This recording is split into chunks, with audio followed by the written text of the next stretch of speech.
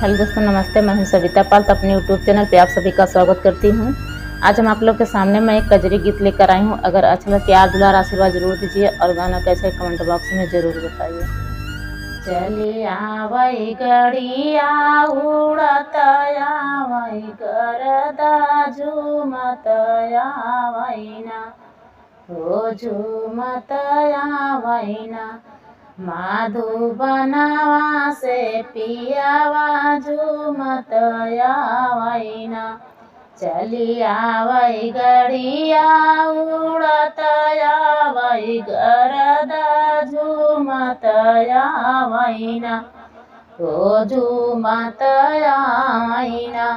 माधुबनवा से पियावा झूमत आवैना। हाली बेरी भोजना बनाव मोरी भौजी आवत होई हैना, हो आवत होई हैना।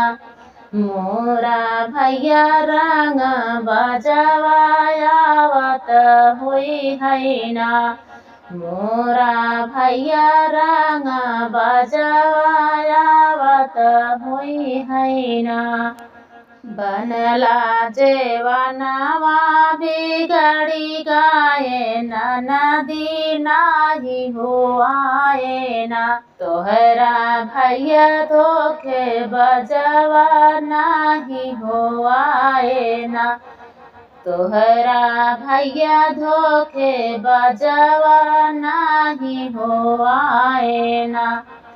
चली आवई गड़िया उड़त आवई गरदा झूमत आवैना, हो झूमत आवैना। माधुबनवा से पियावा झूमत आवैना। हाली बेरी गेड़ुआ भराव मोरी भौजी आवत होई हैना, हो आवत होई हैना। मोरा भैया रंग बजवा आवत होई हैना। भरले गेड़ुआवा भभकी गाये नदी नाही हो आएना, नाही हो आएना। तोहरा भैया धोखे बजवा नाही हो आएना, तोहरा भैया धोखे बजवा नाही हो आएना। चली आवई गड़िया उड़त आवई गरदा झूमत आवैना, हो झूमत आवैना। माधुबनवा से पियावा झूमत आवैना, माधुबनवा से पियावा झूमत आवैना।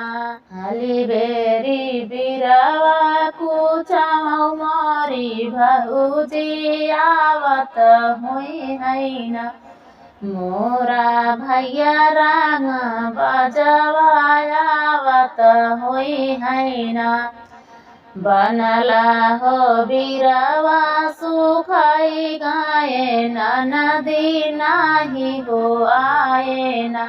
तोहरा भैया धोखे बजवा नाही हो आएना, तोहरा भैया धोखे बजवा नाही हो आएना। चली आवई गड़िया उड़त आवई गरदा झूमत आवैना।